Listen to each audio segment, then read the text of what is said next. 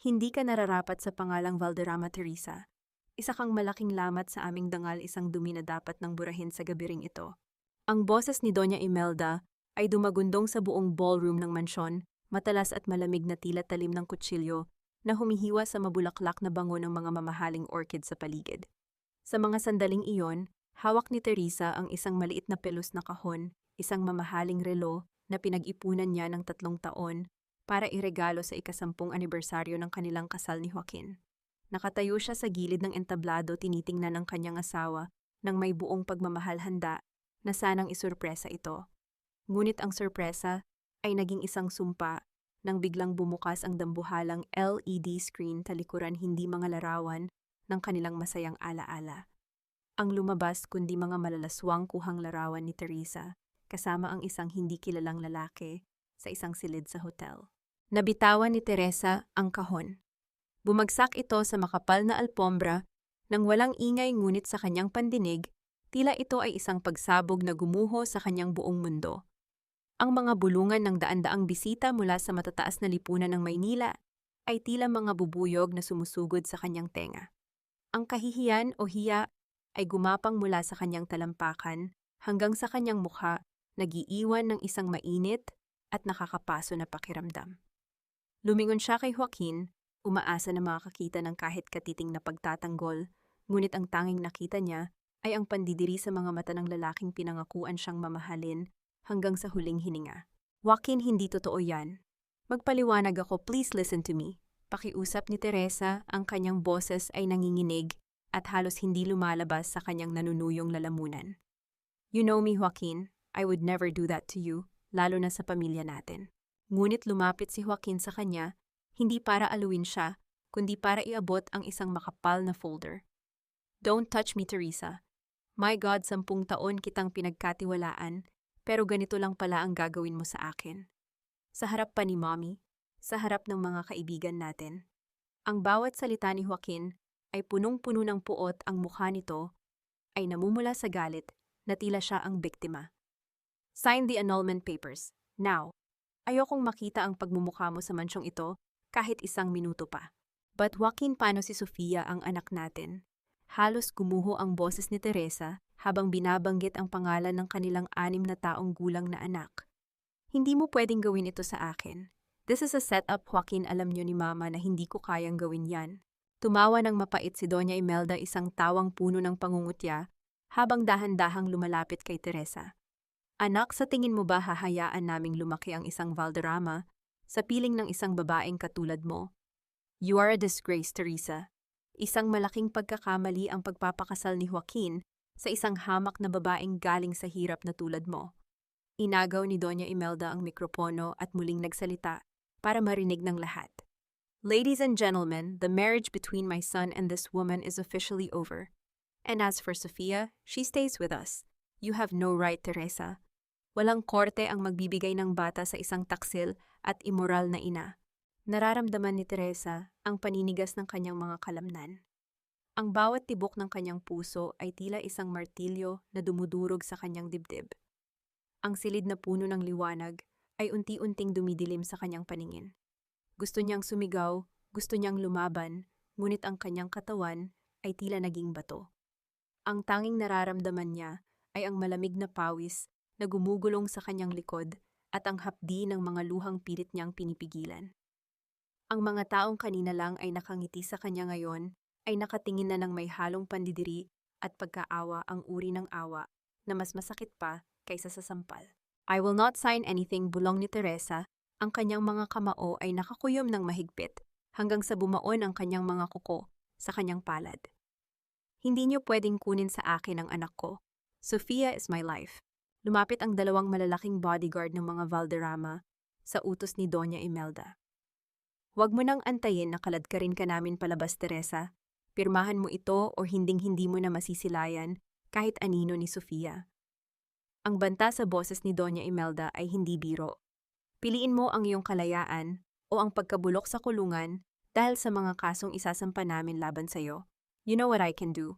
Tumingin si Teresa sa paligid, hinahanap ang kahit isang kakampi, ngunit nakita niya si Bianca, ang kanyang matalik na kaibigan, na nakatayo sa likod ni Joaquin, May bakas ng isang maliit na ngiti sa mga labi nito habang nakahawak sa braso ng kanyang asawa. Doon sa gitna ng karangyaan at nagkikinangang mga chandelier, naramdaman ni Teresa ang pinakamalamig na uri ng katotohanan. Siya ay mag-isa. Ang 10 taon ng paglilingkod, pagtitiis at pagpapakasakit ay itinapon sa isang iglap dahil sa isang planong hindi niya nakitang darating. Sino nga ba ang tunay na nagmamahal sa kanya sa loob ng bahay na ito? O lahat ba sila ay nag-aantay lamang ng pagkakataon na makita siyang madapa at tuluyang mawasak? Huwag ka nang lumingon pa, Teresa. Mula sa sandaling ito, patay na ang iyong pangalan sa loob ng pamamahay na ito. Ang mga salitang iyon ng gwardya ng mansyon ay tila huling pako sa kabaong ng kanyang dangal. Naramdaman ni Teresa ang magaspang na bakal ng malaking pinto nang itulak siya nito palabas ng tarangkahan ng mga Valderrama. Wala siyang dalang kahit ano, ni isang bag, ni isang barya, o kahit man lang isang payong upang itago ang kanyang sarili sa bagsik ng kalikasan. Ang tanging suot niya ay ang kanyang asul na gown na gawa sa mamahaling sutla na ngayon ay basang-basa na at dumidikit sa kanyang nanginginig na katawan. Ang tela na kanina lamang ay simbolo ng kanyang katayuan bilang asawa ng isang bilyonaryo ngayon ay tila isang mabigat na tanikala na humihila sa kanya pababa sa putikan. Ang ulan ay bumubuhos ng walang tigil, bawat patak ay tila maliliit na karayom na tumutusok sa kanyang balat. Ngunit mas masakit ang bawat pintig ng kanyang puso na tila binibiyak sa gitna. Huminto siya sa gitna ng madilim na kalsada ng Forbes Park. Ang kanyang mga mamahaling sapatos ay nalubog na sa baha at dumi, ngunit hindi niya ito alintana. Tumingala siya sa madilim na langit, hinahayaan ng tubig ulan na humalo sa kanyang mga luhang hindi na maubos-ubos. Ang kislap ng mga bituin ay napalitan ng nakakabulag na liwanag ng kidlat na gumuguhit sa kalawakan. Kasunod ang dagundong na tila sumasalamin sa galit at sakit na namumuo sa kanyang dibdib. "Sofia, anak ko!" Bulong niya sa hangin, ngunit ang tanging sumasagot sa kanya ay ang hagupit ng hangin na nagpapatindig sa kanyang balahibo. Naalala niya ang maliliit na kamay ni Sofia na humawak sa kanyang pisngi kaninang umaga, ang matamis na amoy ng gatas sa leeg ng bata, at ang pangako niyang babasahan ito ng kwento bago matulog. Ngunit ngayon ang kanyang anak ay nasa loob ng mainit na kwarto, marahil ay tinatakot ng mga kasinungalingan ni Doña Imelda, habang siya ay narito sa labas tinatrato na parang isang estranghero sa sarili niyang buhay. Naramdaman ni Teresa ang panghihina ng kanyang mga tuhod, ang pagod ng 10 taong pagpapanggap, ang bigat ng kataksilan ni Joaquin, at ang hapdi ng pagkawala ng kanyang anak ay sabay-sabay na sumuway sa kanyang tatag. Dahan-dahan siyang napaluhod sa gilid ng kalsada, ang kanyang mga palad ay bumaon sa basang lupa at graba. Ang hapdi ng pagkakasugat ng kanyang mga kamay ay wala sa kalingkingan ng sugat sa kanyang kaluluwa.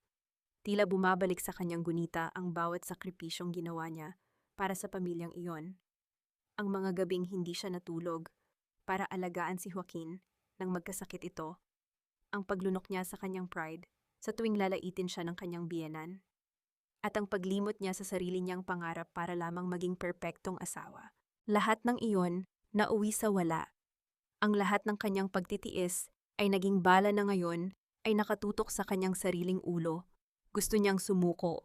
Gusto niyang hayaan na lamang ang bahana rin siya palayo dahil wala na siyang dahilan para bumangon pa. Ngunit sa gitna ng kanyang kawalan ng pag-asa, biglang tumigil ang pagdapo ng ulan sa kanyang likuran. Isang anino ang lumambong sa kanyang kinalululukan. Narinig ni Teresa ang tunay na ingay ng makina ng isang sasakyan na dahan-dahang huminto sa kanyang tabi. Ang liwanag mula sa mga headlight nito ay tumama sa putikan, nagbibigay ng isang mahabang anino sa kanyang harap. Ang pinto ng sasakyan ay bumukas ng walang ingay at isang pares ng makintab na sapatos na balat ang lumitaw sa kanyang paningin. Ang bawat hakbang ng taong ito sa basang semento ay tila may dalang kakaibang awtoridad, isang uri ng kalmado sa gitna ng nagngangalit na bagyo. Ang ulan ay hindi humihinto para sa mga taong sumusuko na Teresa. Humihinto lamang ito para sa mga taong handang lumaban hanggang sa muling sumikat ang araw. Isang malalim at pamilyar na boses ang narinig niya mula sa itaas. Ang boses na iyon ay hindi puno ng pangungutya o galit, kundi ng isang malamig na determinasyon. Dahan-dahang itiningala ni Teresa ang kanyang ulo, ang kanyang paningin, ay malabo dahil sa tubig at luha. Sa harap niya ay isang itim na payong na tila nagbibigay ng proteksyon mula sa galit ng langit. Isang lalaki ang nakatayo roon, ang kanyang mukha ay seryoso habang nakatingin sa kaawa-awang kalagayan ng babaeng itinuring na reyna ng Valderrama kanina lamang. Sino ang lalaking ito na tila alam ang kanyang pangalan at ang kanyang pait?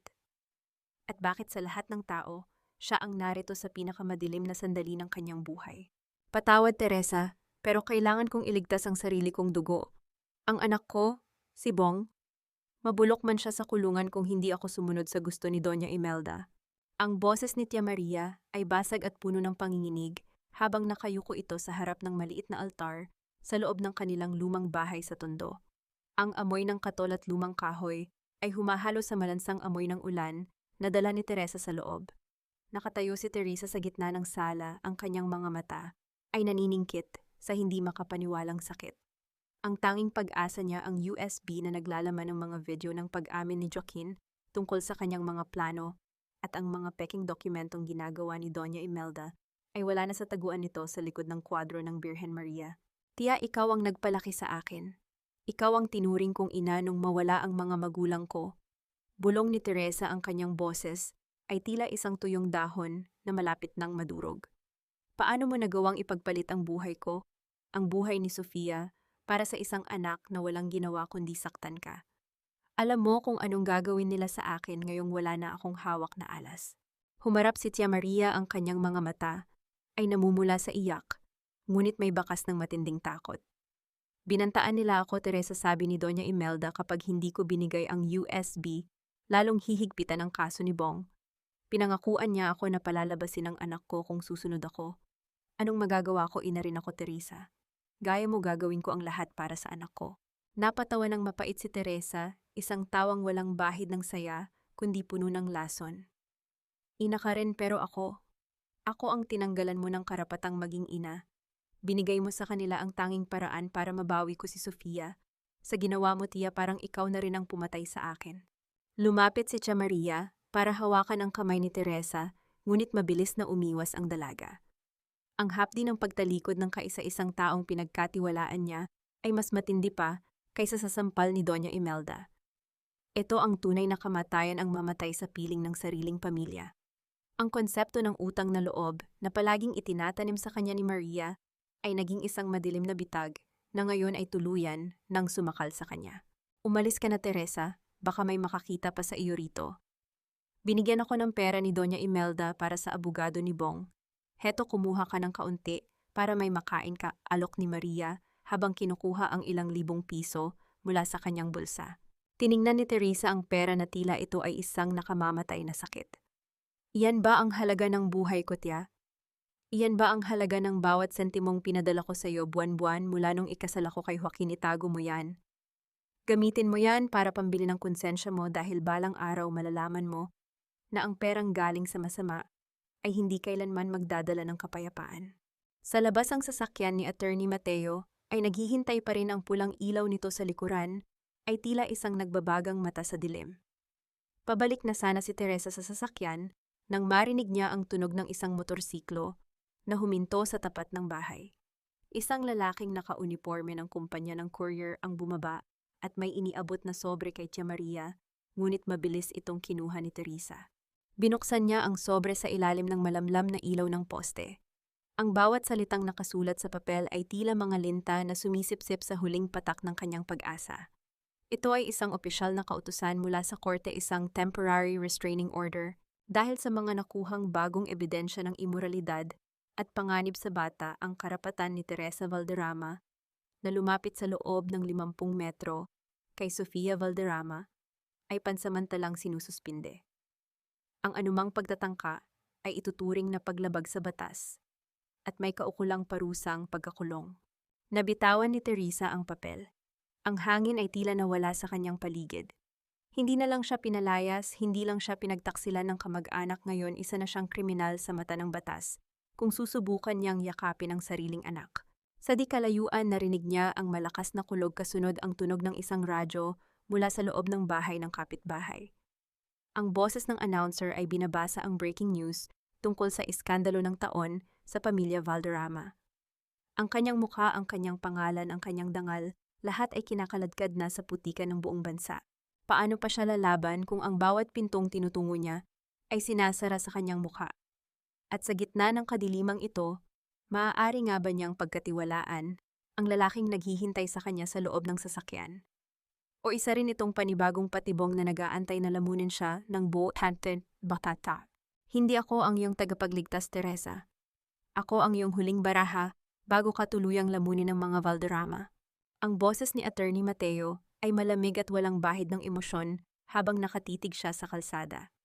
Sa loob ng kanyang itim na sasakyan, ang amoy ng mamahaling balat ng upuan at ang bango ng sariwang kape ay tila isang malupit na paalala kay Teresa kung gaano kalayo ang kanyang nilakbay mula sa marangyang buhay patungo sa putikan.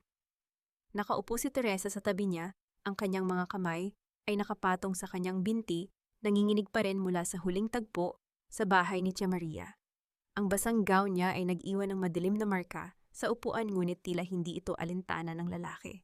Bakit mo ako tinutulungan, Mateo? Hindi tayo magkakilala. You're a high-profile lawyer.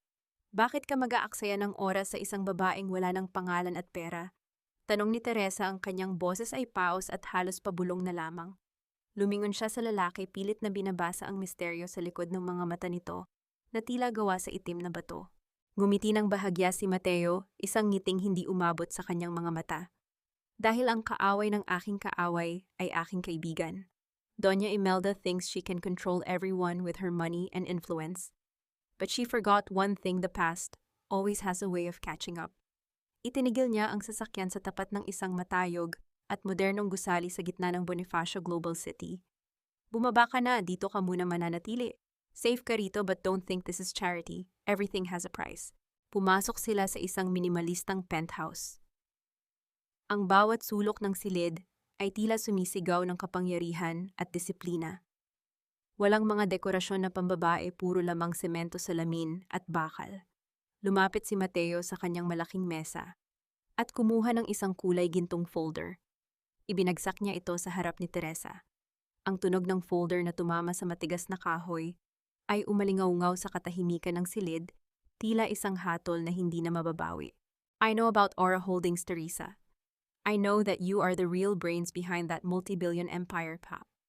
Panimula ni Mateo habang isinasali ng sarili ng alak. Ang tunog ng likidong bumubuhos sa baso ay tila isang mahinahong awit sa gitna ng tensyon. And I also know that Joaquin is a failure who only knows how to spend his mother's money. Doña Imelda doesn't know what she just kicked out of their house. Pero ikaw ang kailangan ko. Napatayo si Teresa, ang kanyang puso ay mabilis ang tibok. Paano mo nalaman ang tungkol sa Aura? No one is supposed to know. It's my only safety net. Sa mundo ng mga Valderrama, walang sikretong nananatiling nakabaon, Teresa. Ang kailangan mo lang gawin ay magtiwala sa akin, sagot ni Mateo. Lumapit siya sa kanya sapat na malapit para maamoy ni Teresa ang bango ng kanyang pabango na humahalo sa amoy ng ulan. I want to destroy the Valderramas. I want to see Doña Imelda begging on the streets. And you, Teresa, you will be the knife I use to cut their throats. Figuratively, of course. Kinuha ni Mateo ang isa pang papel mula sa ilalim ng folder. Isang dokumento ito na lumana at may kupas na selyo. Itinulak niya ito patungo kay Teresa. Nang basahin ni Teresa ang pangalang nakasulat sa birth certificate, tila tumigil ang pag-ikot ng kanyang mundo. Ang pangalan ng ama ay malinaw na nakasulat, Don Victorino Valderrama. Ang yumaong asawa ni Doña Imelda. Valderrama rin ako, Teresa. Ang anak sa labas na itinapon at kinalimutan para hindi masira ang imahe ng pamilya nila. Pag-amin ni Mateo, ang kanyang panga ay nagngangalit sa pigil na galit. Ngayong gabi nagsimula na ang giyera. I will help you get Sofia back. I will help you use Aura Holdings to swallow their business whole. But in return, you will give me the satisfaction of seeing that mansion burn down to ashes, not with fire, but with bankruptcy and shame. Tumingin si Teresa sa labas ng bintana, kung saan makikita ang mga ilaw ng lungsod na tila mga maliliit na bituin sa gitna ng kadiliman. Naalala niya ang mukha ni Sofia, ang tawa nito, at ang takot sa mga mata ng bata nang huling makita siya. Ang kanyang takot ay unti-unting napapalitan ng isang mainit at naglalagablab na determinasyon. Ang bawat patak ng ulan sa kanyang balat kanina ay naging isang sumpa na ngayon ay naguudyok sa kanya na lumaban. Deal, sabi ni Teresa, ang kanyang boses ay matatag na at wala ng bakas ng pag-aalinlangan. Inabot niya ang kamay ni Mateo. Ang kanilang mga palad ay nagtagpo, isang alyansang binuo mula sa sakit pagtataksil at uhaw sa katarungan.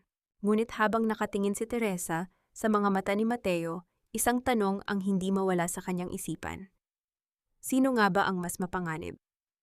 Ang mga Valderrama na hayagang nananakit sa kanya o ang lalaking ito na nag-aalok ng tulong ngunit may dalang madilim na anino ng paghihiganti? Hindi ka na ang basang sisiw na pinulot ko sa kalsada kagabi, Teresa. Ngayon suot mo na ang baluti na nararapat sa iyo. Ang boses ni Mateo ay may halong paghanga habang pinagmamasdan niya si Teresa na lumalabas mula sa silid-bihisan ng penthouse. Wala na ang gusot at basang asul na gown na simbolo ng kanyang pagkatalo. Ngayon suot ni Teresa ang isang tailored white power suit na tila sadyang ginawa para sa isang reyna. Ang kanyang mahabang buhok ay maayos na nakapusod naglalantad sa kanyang matapang na mukha at ang mga matang wala ng bakas ng luha kundi isang nagbabagang apoy ng determinasyon. Ang bawat hakbang ng kanyang suot na stiletto sa makintab na sahig ay tila isang deklarasyon ng digmaan laban sa lahat ng nangapi sa kanya.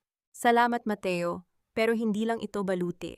Ito ang aking pagkatao na pilit nilang ibinaon sa limot sa loob ng 10 taon. Sagot ni Teresa, ang kanyang boses ay malamig at puno ng awtoridad. Tiningnan niya ang kanyang sarili sa malaking salamin. Hinawakan niya ang kanyang kaliwang daliri, kung saan dati ay nakasuot ang kanyang wedding ring. May bakas pa rin ng puti sa kanyang balat, isang marka ng 10 taon ng pagkaalipin, ngunit para kay Teresa iyon ay isang pilat na magpapaalala sa kanya na hinding-hindi na siya muling magpapalinlang sa pag-ibig. Sumakay sila sa sasakyan patungo sa isang sikretong lokasyon sa puso ng Makati. Huminto sila sa harap ng isang gusali na walang malaking karatula ngunit kilala sa mundo ng pananalapi bilang kuta ng Aura Holdings. Pagpasok nila sa private elevator, naramdaman ni Teresa ang pamilyar na kaba. Ito ang kanyang imperyo, ang bunga ng kanyang mga gabing puyat, habang ang lahat ay natutulog ang kanyang mga lihim na transaksyon, habang si Joaquin ay nasa mga party.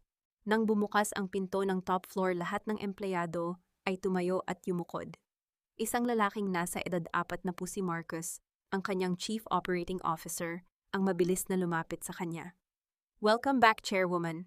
Ang lahat ay handa na para sa inyong pagbabalik. Ang mga dokumentong kailangan ninyo para sa buyout ng mga utang ng Valderrama ay nasa inyong mesa na. Lumakad si Teresa patungo sa kanyang malawak na opisina na puno ng mga babasaging pader kung saan tanaw ang buong syudad. Umupo siya sa kanyang silya, nayari sa itim na balat, ang pakiramdam ng kapangyarihan ay unti-unting dumadaloy sa kanyang mga ugat. Ito ang kanyang kaharian. Dito siya ang nagdidikta ng tadhana. Dito wala si Doña Imelda para maliitin siya. Kumusta ang lagay ng Valderrama Group? Tanong ni Teresa habang binubuklat ang mga folder. Ang bawat pahina ay naglalaman ng mga butas sa pananalapi ng kanyang dating pamilya, mga maling desisyon ni Joaquin at ang mga luho ni Doña Imelda na unti-unting kumakain sa kaban ng kanilang kumpanya. Gaya ng inasahan, Chairwoman, naghahanap sila ngayon ng bagong mamumuhunan. At ang tanging kumpanyang may kakayahang sumagip sa kanila ay ang Aura Holdings, sagot ni Marcus na may bahid ng ngiti. Hindi nila alam na ang babaeng pinalayas nila kagabi ang siyang hahawak sa kanilang leeg bukas. Ngunit sa gitna ng katahimikan ng kanyang tagumpay, biglang tumunog ang kanyang personal na telepono. Ang pangalan sa screen ay ang St. Jude International School, ang paaralan ni Sofia. Agad na kumabog ang dibdib ni Teresa, ang kanyang kamay ay nanginig habang sinasagot ang tawag. Hello, si Teresa Valderrama po ito. Sabi niya, ang kanyang boses ay biglang naging boses ng isang inang nag-aalala. Ma'am Teresa, tumatawag po kami para ipaalam na nawawala po si Sofia. Sabi ng guro sa kabilang linya, ang boses nito ay puno ng takot. Sinundo siya ng isang lalaking nagpakilalang tauhan ng inyong asawa, pero nang tawagan namin ang mansyon, sinabi nilang wala silang inutusang sumundo sa bata. Ma'am, wala na po si Sofia sa paaralan. Nabitawan ni Teresa ang kanyang ballpen. Ang tunog nito sa sahig ay tila isang babala ng paparating na unos. Ang lahat ng kapangyarihan sa loob ng silid na iyon ay tila nawalan ng halaga sa isang saglit. Ang kanyang puso ay tila pinipiga ng isang hindi nakikitang kamay. Nawawala si Sofia.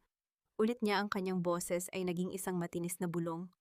Tumingin siya kay Mateo na mabilis na lumapit sa kanya. Mateo, ang anak ko. Kinuha nila ang anak ko. Sino ang kumuha kay Sofia? Si Doña Imelda ba ito para itago ang bata sa kanya o may mas masama pang kaaway na nag-aantay sa dilim? At sa mundong ito ng mga Valderrama, saan pa baligtas ang isang inang pilit na kinukuha ang kanyang katarungan? Hindi kita kilala, umalis ka, masama kang tao. Ang matinis na boses ni Sofia ay tila isang matalas na bubog na bumaon sa puso ni Teresa. Nakatayo si Teresa sa parking lot ng isang mall, hingal na hingal at pawis na pawis matapos ang mabilis na pagtakbo mula sa sasakyan ni Mateo. Natagpuan niya rin sa wakas ang kanyang anak, ngunit hindi ito ang tagpong inaasahan niya. Nakakapit ng mahigpit si Sofia sa laylayan ng mamahaling bestida ni Doña Imelda. Ang kanyang maliliit na mata ay puno ng takot at pag-aalinlangan habang nakatingin sa sariling ina. Sofia, baby, si mommy ito. Huwag kang matakot, sasama ka na sa akin. Pakiusap ni Teresa, dahan-dahan siyang lumapit at inilahad ang kanyang nanginginig na mga kamay. Ngunit sa bawat hakbang niya, lalong sumisiksik ang bata sa likod ng matandang babae, na tila ba si Teresa ay isang halimaw na handang manakit. Tingnan mo ang ginawa mo, Teresa. Natatakot sa iyo ang sarili mong dugo. Pangungutya ni Doña Imelda, ang kanyang boses ay kalmado ngunit puno ng lason. Hinaplos niya ang buhok ni Sofia ng may plastik na pagmamahal. Sinabi ko na sa kanya ang totoo, na iniwan mo siya para sa ibang lalaki, na hindi mo siya mahal dahil mas pinili mo ang iyong kalayawan kaysa sa pagiging ina. Sinungaling ka. Alam mong hindi totoo yan. Sigaw ni Teresa, ang kanyang boses ay basag dahil sa matinding hinagpis. Tumingin siya sa kanyang anak, ang kanyang mga mata ay nagsusumamo.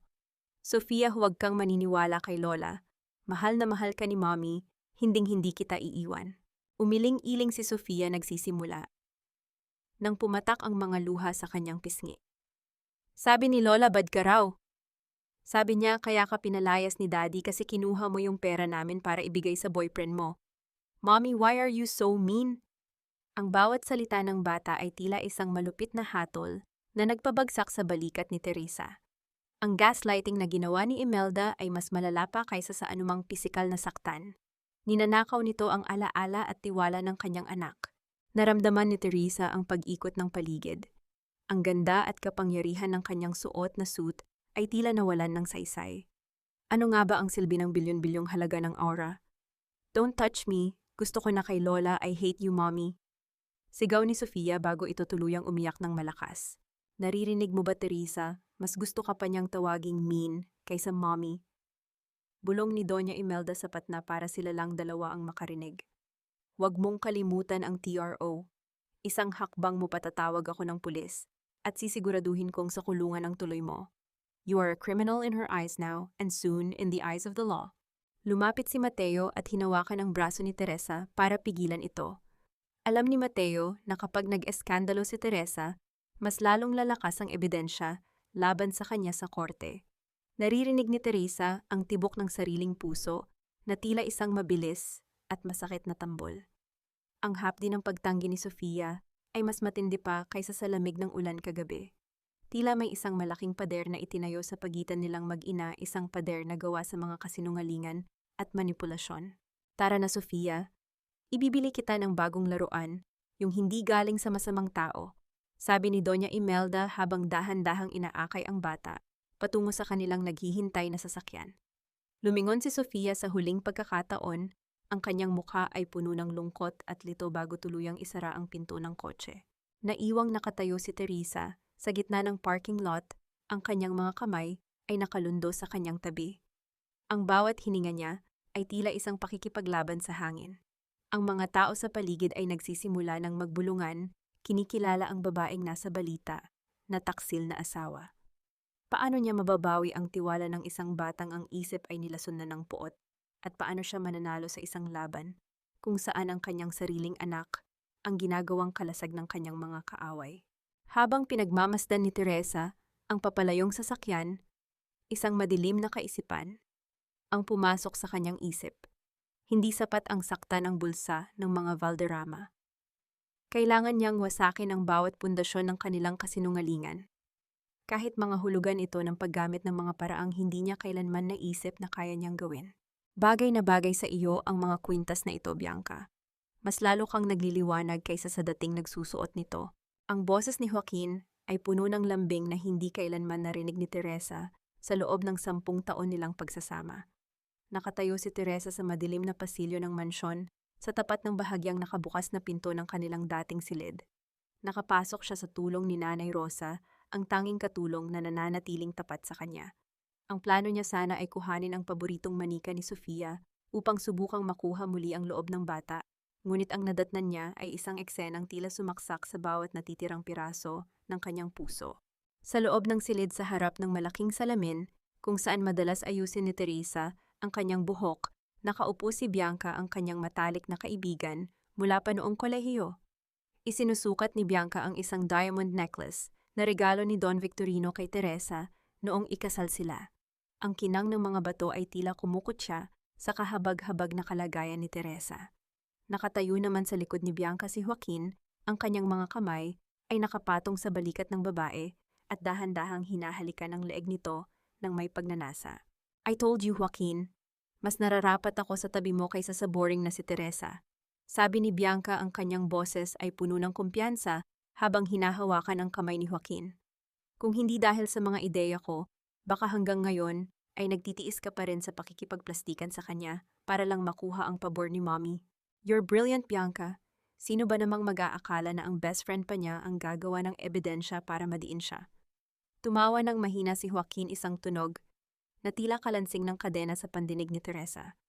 The photos, the hotel room, the fake messages, everything was perfect. Ang tanga talaga ni Teresa para hindi mahalata na ikaw ang nagmamanipula sa kanya. Naramdaman ni Teresa ang panlalamig ng kanyang mga kamay at paa. Ang hangin sa pasilyo ay tila naging laso na sumasakal sa kanyang baga. Ang bawat salita ni Bianca ay tila isang matalas na labaha na humihiwa sa kanyang balat. Naalala niya kung paano siya umiyak sa balikat ni Bianca noong gabing pinalayas siya. Naalala niya kung paano siya inabutan nito ng tubig at sinabing, "Huwag kang mag-alala, Teresa, nandito lang ako para sa'yo." Lahat ng yon ay isang masamang palabas. Dahan-dahang itinulak ni Teresa ang pinto, ang tunog ng kahoy na gumagasgas sa sahig ay tila isang babala ng kamatayan. Nang makita siya ng dalawa, hindi takot ang rumeresta sa kanilang mga muka, kundi isang mapang-uyam na tagumpay. "Teresa, you're here pala," bati ni Bianca, hindi man lang tinatangka na tanggalin ang kwintas ni Teresa. "Naninibago ka ba? Don't worry, masasanay ka rin na makitang ako na ang reyna sa bahay na ito." Bianca, bakit bulong ni Teresa, ang kanyang boses ay tila galing sa ilalim ng lupa. "Pinagkatiwalaan kita. Tinuring kitang kapatid. Binigay ko sa iyo ang trabaho sa Valderrama Group dahil alam kong kailangan mo ng pera."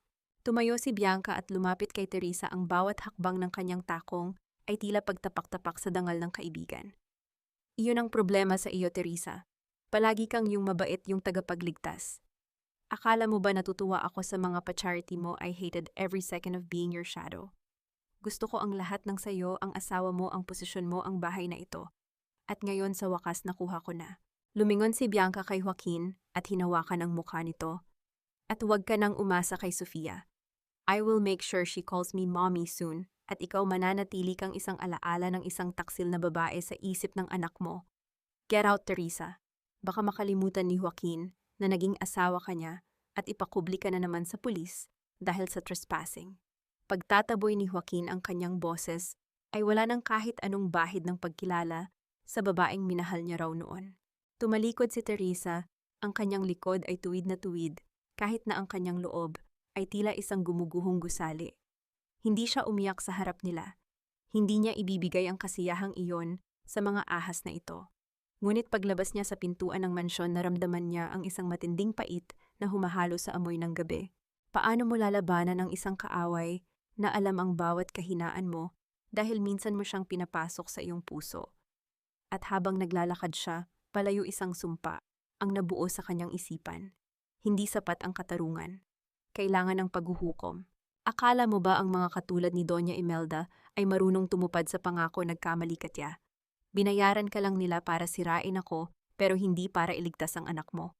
Ang boses ni Teresa ay tila isang hatol na nagmula sa langit habang nakatayo siya sa harap ng pintuan ng maliit at barong-barong na bahay ni Tia Maria sa Tondo. Ang amoy ng kanal at tuyong isda ay humahalo sa alingasaw ng basura sa paligid. Nadatnan niya ang kanyang tiyahin na nakasalampak sa sahig umiiyak habang yakap-yakap ang isang lumang litrato ni Bong, ang anak nitong nabilanggo. Ang bahay na dati ay punong-puno ng tawanan noong bata pa si Teresa ngayon ay tila isang libingan ng mga pangarap. Teresa, tulungan mo ako, ang anak ko. Dinala nila ulit sa presinto. Pagsusumamo ni Maria habang pilit na inaabot ang laylayan ng mamahalin at puting suit ni Teresa. Sabi ni Doña Imelda palalabasin niya si Bong kapag binigay ko ang USB.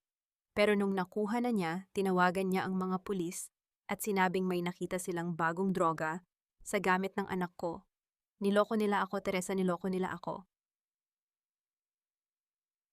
Tumingin si Teresa sa kanyang tiyahin nang walang kahit anong emosyon.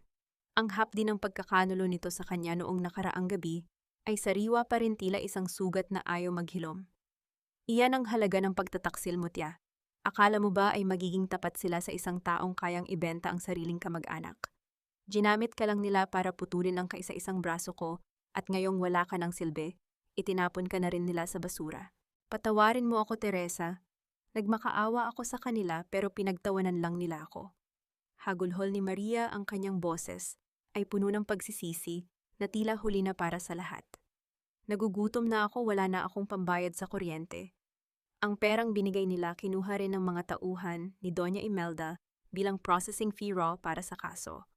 Wala akong natira, Teresa. Wala. Dahan-dahang binuksan ni Teresa ang kanyang mamahaling handbag at kumuha ng isang makapal na sobre ng pera. Nanlaki ang mga mata ni Maria, ang pag-asa ay muling sumilay sa kanyang mukha. Para sa akin ba yan, Teresa? Maraming salamat.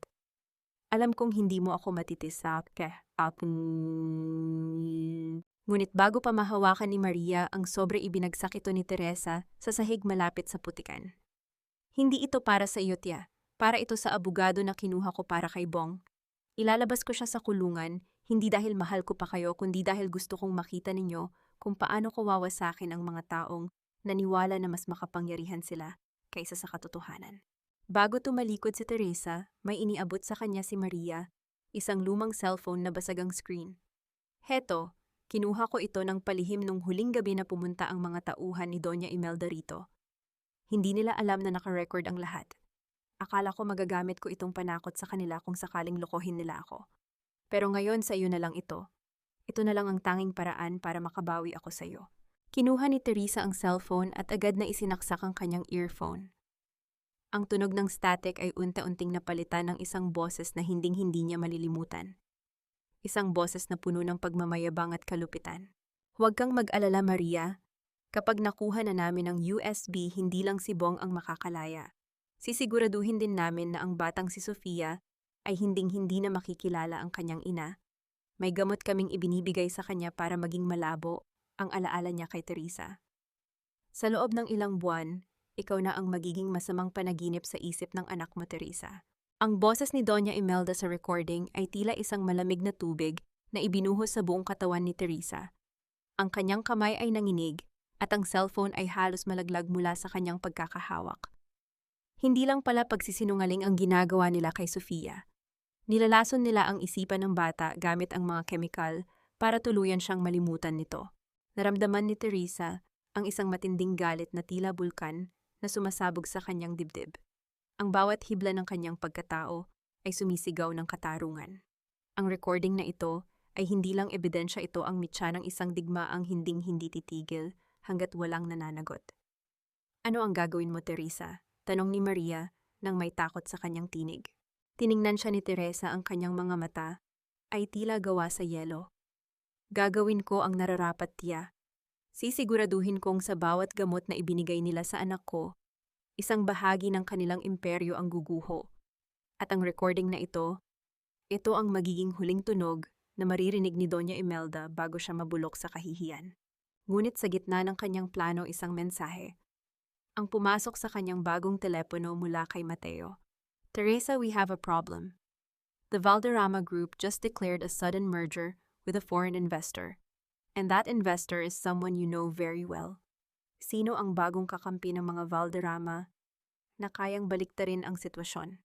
At sapat ba ang recording na hawak ni Teresa para pigilan ang isang puwersang mas malaki pa kaysa sa kanyang inaasahan? Ang bawat barya na ipinagmamalaki niyo ngayon ay may bahid ng aking pawis at luha, at sisiguraduhin kong lulunod ito sa inyong lahat hanggang sa wala nang matira sa inyong dangal. Ang boses ni Teresa ay tila isang malamig na hangin na humahampas sa salamin ng kanyang opisina sa Aura Holdings.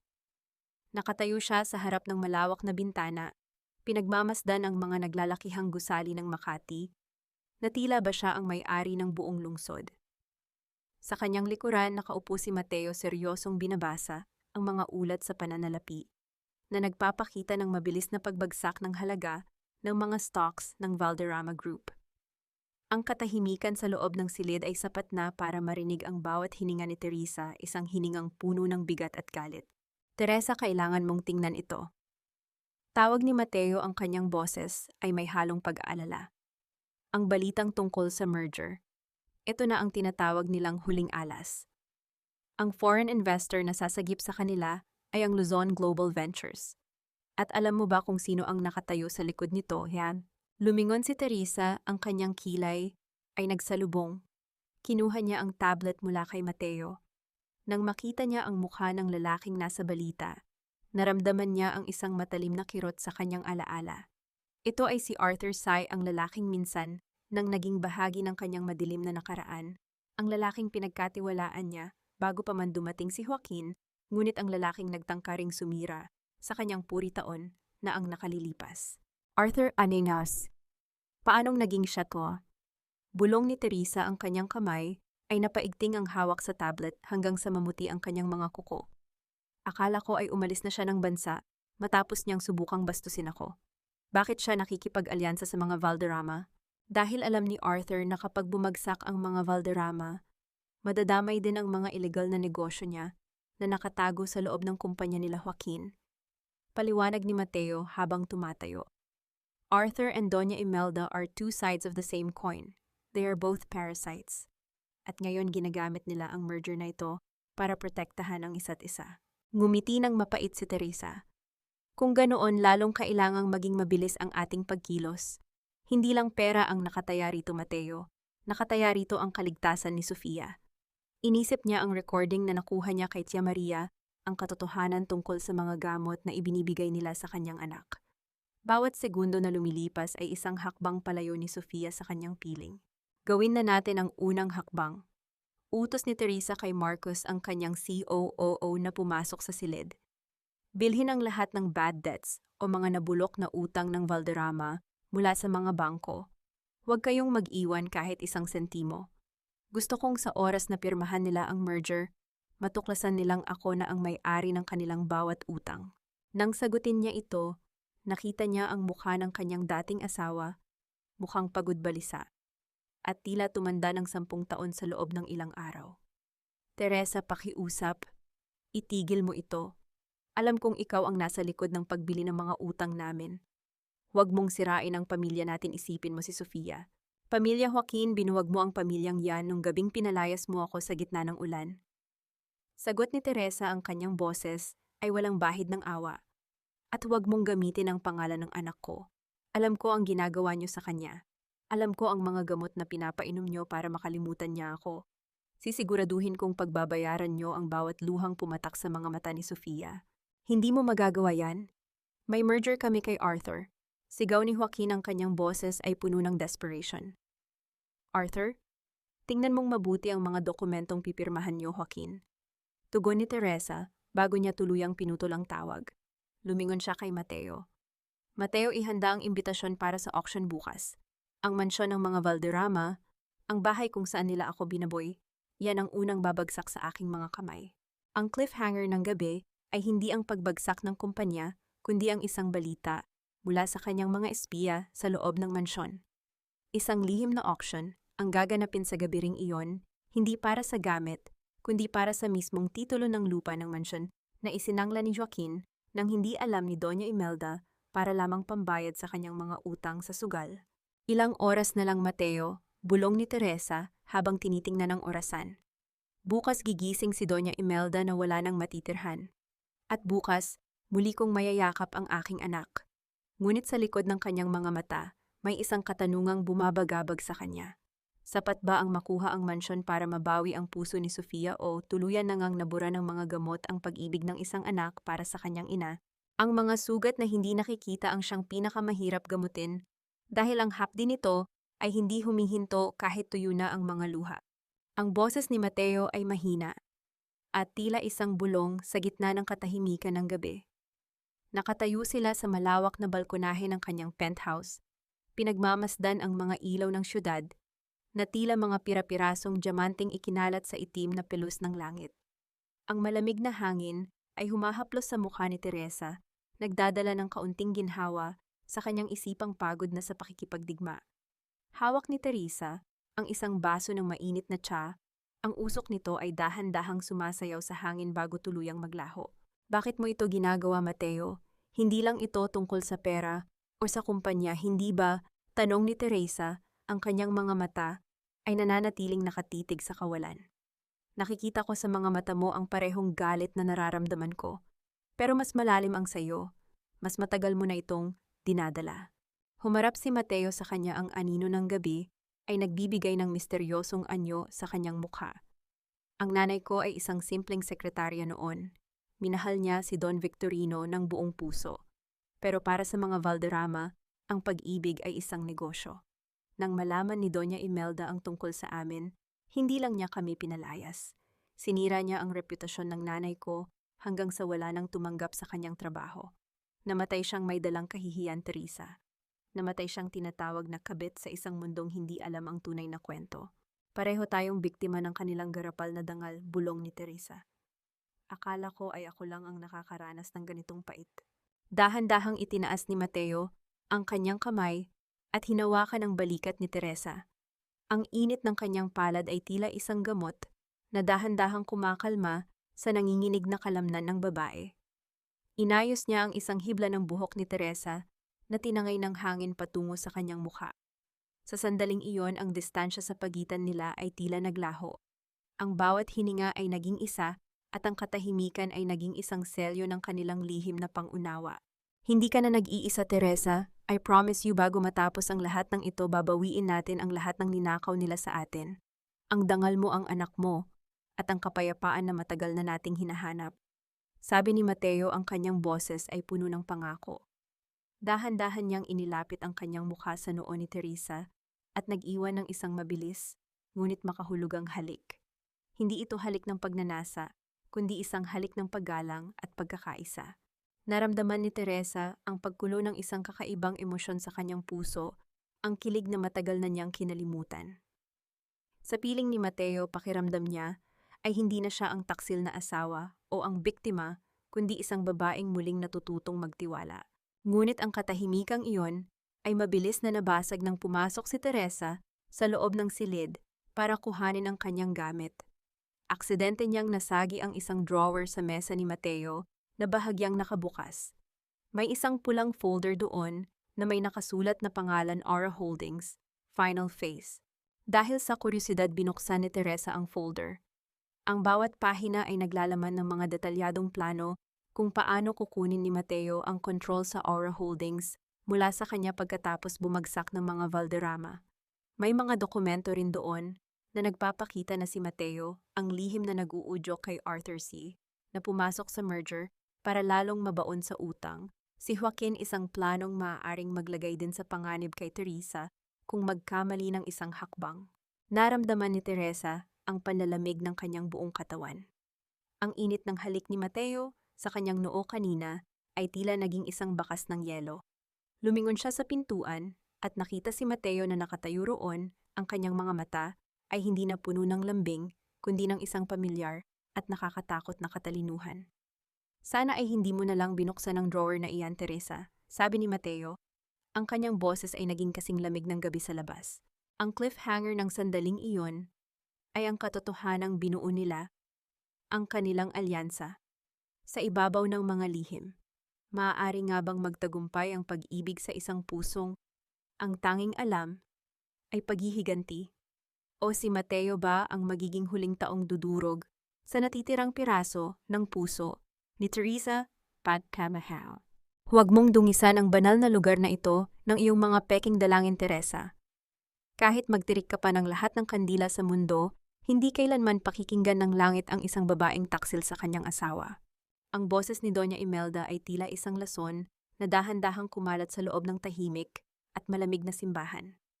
Nakaluhod si Teresa sa harap ng altar, ang tanging liwanag ay nagmumula sa mga kandilang kanyang itinirik para sa kaligtasan ni Sofia. Sa gitna ng katahimikan, ang bawat salita ng matandang babae ay umalingaw-ngaw sa matatandang pader ng katedral, tila mga latay ng pamatok na tumatama sa likod ni Teresa. Dahan-dahang tumayo si Teresa, ang kanyang mukha ay maputla ngunit ang kanyang mga mata ay nananatiling matatag. Lumingon siya sa kanyang biyenan, nasuot ang isang itim na belo, tila ba ito ay isang banal na imahe, ngunit ang kalooban ay puno ng kadiliman. Ang Diyos ay nakakakita sa puso, Doña Imelda. Hindi niya tinitingnan ang apelido o ang yaman. Alam niya kung sino sa atin ang tunay na may sala. Tumawa ng mahina ang matanda, isang tawang puno ng pangungutya, habang dahan-dahang lumalapit sa kinalalagyan ni Teresa. Hustisya, huwag kang magpatawa. Sa mundong ito, ang hustisya ay para lamang sa mga may kapangyarihan. At ikaw, isang hamak na babae ka lang na pilit bumabangon sa putikan. Lumapit siya ng husto sapat na para maamoy ni Teresa ang bango ng mamahaling insenso sa damit nito. Alam ko ang ginagawa mo, Teresa. Alam ko ang tungkol sa Aura Holdings, pero huwag mong iisipin na mananalo ka. Dahil sa bawat hakbang mo, lalo ko lang pahihirapan ang anak mo. Naramdaman ni Teresa ang paninigas ng kanyang mga kamao. Ang mura o ang seryosong banta sa kanyang anak ay tila isang kutsilyong ibinaon sa kanyang dibdib. Ano ang ginagawa niyo kay Sofia? Bakit kailangang madamay ang bata sa galit niyo sa akin? Ibinibigay ko lang sa kanya ang nararapat. Sagot ni Imelda, ang kanyang mga mata ay naniningkit sa galit. Binibigyan ko siya ng gamot para makalimutan ng isang inang hindi naman karapat dapat alalahanin. Isang inang mas pinili ang ambisyon kaysa sa pamilya. Ginagawa ko ito para protektahan ang dangal ng mga Valderrama. Mas mabuti nang wala siyang ina kaysa magkaroon ng isang gaya mo. Mamamatay ang lahat ng apoy na sisindihan mo, Teresa. Bulong ni Imelda, dahil sa pamilyang ito, ako ang batas. Ngunit sa gitna ng kanyang matinding galit at pagmamayabang, biglang napatigil si Doña Imelda. Ang kanyang mga mata ay nanlaki at ang kanyang kamay ay biglang kumapit ng mahigpit sa kanyang dibdib. Ang kanyang mukha na kanina ay puno ng kulay ay biglang naging kasing putla ng abo. Nagsimulang gumaralgal ang kanyang hininga, tila isang taong nalulunod sa gitna ng tuyong lupa. Narinig ni Teresa ang tunog ng mabigat na pagbagsak ng tuhod ni Imelda sa semento ng simbahan. Ang matanda ay naghihingalo, ang kanyang mga labi ay nanginginig ngunit walang salitang lumalabas. Ang bawat kislap ng kandila sa paligid ay tila naglalaro sa takot na rumiresta sa mga mata ng kanyang kaaway. Nakatayo lang si Teresa, pinagmamasdan ang babaeng sumira sa kanyang buhay, ang babaeng nagnakaw sa kanyang anak, at ang babaeng pilit siyang binabaon sa limot. Narito ang pagkakataon. Kung hindi siya hihingi ng tulong, kung mananatili lang siyang nakatitig matatapos na ang lahat ng pasakit ay mawawala na kasabay ng huling hininga ng matandang ito. Teresa, tulong! Ang mahinang ungol ni Imelda ay halos hindi marinig, ang kanyang kamay ay nanginginig na inaabot ang laylayan ng damit ni Teresa. Ang bawat segundo ay tila isang taon. Ang katahimikan ng simbahan ay nabubulabog lamang ng hirap na paghinga ni Imelda. Naramdaman ni Teresa ang pagtatalo sa loob ng kanyang puso, ang uhaw sa paghihiganti laban sa tungkulin ng pagiging isang tao. Kung hahayaan niya itong mamatay, magiging kasing sama na rin ba siya ng mga Valderrama? O ito na ang karma na matagal na niyang hinihintay? Lumingon si Teresa sa estatwa ng Birhen Maria at tila nakita niya ang mukha ni Sofia na umiiyak. Ang kanyang kamay ay dahan-dahang gumalaw patungo sa kanyang telepono. Ngunit biglang tumigil ang kanyang daliri sa ibabaw ng screen. Ano ang mas matimbang? Ang buhay ng babaeng lumason sa kanyang anak o ang katahimikan ng kanyang sariling kinabukasan? Ang cliffhanger ng sandaling iyon ay ang malamig na titig ni Teresa sa naghihingalong si Doña Imelda habang ang huling kandila sa altar ay dahan-dahan na ring nauubos ang ningas. Wala na tayong pera, Joaquin. Are you deaf? Ang Valderrama Group ay parang barkong mabilis na lumulubog at ikaw nakatitig ka lang sa baso mo. Ang tinig ni Bianca ay pumaling awngaw sa loob ng marangyang sala matinis at puno ng desperation. Wala na ang malambing na boses na ginamit niya para akitin ang asawa ng kanyang matalik na kaibigan. Ang kanyang mukha ay balisa, ang mga mata ay may madidilim na bilog sa ilalim dahil sa puyat at takot. Sa tapat niya nakaupo si Joaquin sa isang mamahaling armchair, hawak ang isang baso ng alak. Ang bawat lagok niya ay tila pagtatangkang lunurin ang katotohanang ang kanilang kumpanya ay unti-unti nang nilalamon ng isang hindi nakikitang puwersa. Don't yell at me, Bianca, ginagawa ko ang lahat. I'm talking to Arthur C. Okay, ang merger na lang ang pag-asa natin. Sigaw ni Joaquin bago niya marahas na ibinaba ang baso sa lamesang gawa sa kristal. Ang tunog ng pagtama ng baso sa matigas na ibabaw ay tila isang babala ng pagkabasag ng kanilang relasyon. At kung hindi dahil sa mga pakialamerang plano niyo ni Mommy, hindi sana tayo naging ganito kainit sa mata ng mga bangko. Tumawa ng mapait si Bianca, isang tawang puno ng pangungutya. Wow! So ngayon kami na ni Doña Imelda ang may kasalanan. Noong tinatanggap mo ang lahat ng luho at kapangyarihan dahil sa mga plano namin, wala kang reklamo, Joaquin. You enjoyed the view from the top, so don't you dare blame me now that we're falling. I need to leave, Joaquin. I have a meeting with a potential investor at the Manila Hotel. Huwag mo akong antayin, baka gabihin ako. Sabi ni Bianca habang mabilis na kinukuha ang kanyang designer bag. Ang kanyang mga galaw ay puno ng pagkabalisa, tila isang magnanakaw na nagmamadaling tumakas bago pa dumating ang mga autoridad. Investor O, si Arthur C. Hablot ni Joaquin sa braso ni Bianca, ang kanyang mga mata ay naniningkit sa hinala. Narinig ko ang bulong-bulungan, Bianca. Sabi nila naghahanap ka na raw ng bagong masasakyan dahil alam mong lulubog na ang mga Valderrama. Is it true? Ipagpapalit mo rin ba ako gaya ng ginawa mo kay Teresa? Let go of me, you're hurting me, pulyaw ni Bianca, habang pilit na kumakawala sa mahigpit na pagkakahawak ni Joaquin. Wala kang ebidensya, Joaquin. I am doing this for us. Kung ayaw mong mabulok sa kalsada, hayaan mo akong gumawa ng paraan. Matapos ang marahas na pagbawi ng kanyang braso, mabilis na lumabas si Bianca ng mansyon. Narinig ni Joaquin ang mabilis na pag-alis ng sasakyan nito, ang tunog ng gulong sa semento ay tila isang mapang-uyam na paalam. Ngunit hindi alam ni Bianca na may isang itim na sasakyan na nakatago sa dilim ang dahan-dahang sumusunod sa kanya.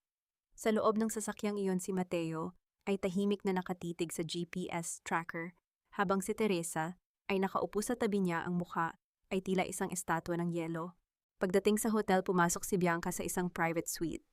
Ang bawat hakbang niya sa makapal na alpombra ng pasilyo ay tila isang hakbang patungo sa sarili niyang bitag. Sa loob ng silid, naghihintay si Arthur C. nakaupo sa isang sofa at may hawak na mga dokumento. Arthur, thank God you're here. Nakuha ko na ang mga kailangan mo. Ang lahat ng access codes at bank details ng Valderrama Group. Sabi ni Bianca, ang kanyang boses ay puno ng pagnanais na makatakas. Please, isama mo ako paalis ng bansa. Ayoko nang bumalik sa bahay na yon. Joaquin is losing his mind. Ngumiti si Arthur, isang ngiting kasing talas ng labaha. You're a smart woman, Bianca. Masisiguro ko ang kaligtasan mo, kapalit ng lahat ng impormasyong iyan. Dahan-dahang lumapit si Arthur kay Bianca, at hinawakan ang mukha nito. Ang kanilang distansya ay unti-unting naglalaho. Ngunit sa sandaling iyon, ang pinto ng suite ay marahas na bumukas. Ang tunog ng pagtama ng pinto sa dingding ay umalingaw-ngaw sa buong silid, tila isang pagsabog ng katotohanan. Nakatayo sa pintuan si Joaquin, ang kanyang mukha ay puno ng puot at pagkabigo. Ang kanyang mga mata ay nakatitig sa kamay ni Arthur na nasa mukha ng kanyang asawa. Sa likod ni Joaquin, lumitaw ang mga paparazzi na tila mga linta na nagsimulang kumuha ng litrato. Ang bawat kislap ng camera ay tila isang sampal ng karma sa mukha ni Bianca. Joaquin, it's not what it looks like. Sigaw ni Bianca, ang kanyang boses ay nanginginig sa takot. Ito ang eksaktong senaryong ginawa nila kay Teresa, ang huling-huli sa akto na frame-up. Ngunit sa pagkakataong ito, ang lahat ay totoo. Ang kataksilan ay hindi na lamang isang gawa-gawang kwento. Exactly what it looks like, Bianca, malamig na sabi ni Joaquin habang dahan-dahang lumalapit. The photos, the hotel room, the fake promises. How does it feel to be the star of your own scandal? Ang cliffhanger ng sandaling iyon ay ang pagkagulantang ni Bianca habang pinapalibutan siya ng mga ilaw ng camera, habang si Arthur Sy ay dahan-dahang tumatayo at naglalakad palayo ng may isang misteryosong ngiti.